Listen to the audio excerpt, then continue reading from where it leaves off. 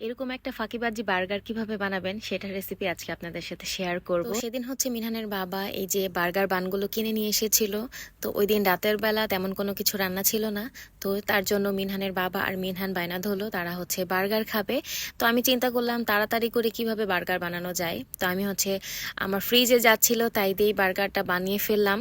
একটা শসা ছিল, সেই শসাটাকে আমি পিস পিস করে কেটে নিচ্ছিলাম বার্গার বানের মধ্যে দেওয়ার জন্য। মানে আমি আজকে কিন্তু ডিম বার্গার বানাবো, এর জন্য আগে শসাটাকে কেটে নিচ্ছি। এরপর হচ্ছে একটা টমেটোকে আমি হচ্ছে স্লাইড করে এভাবেই কেটে নিব।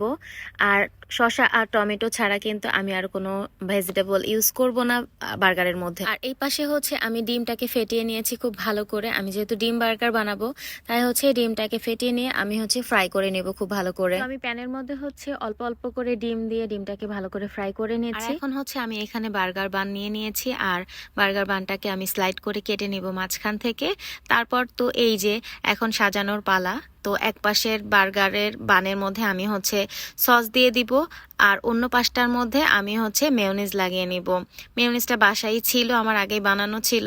তো চিন্তা করলাম যে শর্টকাটে যা হয় আর কি। এখন হচ্ছে ডিম ভাজাটা দিয়ে তারপর হচ্ছে এখানে শসা আর হচ্ছে টমেটো দিয়ে ব্যাস এই তো পরের লেয়ারটা দিয়ে দিলাম। এই তো আমার বার্গার এখন রেডি। এটা হচ্ছে ঝটপট বার্গার। আর বিশ্বাস করবেন কিনা জানি না, এই বার্গার আমি কখনো বানাইনি।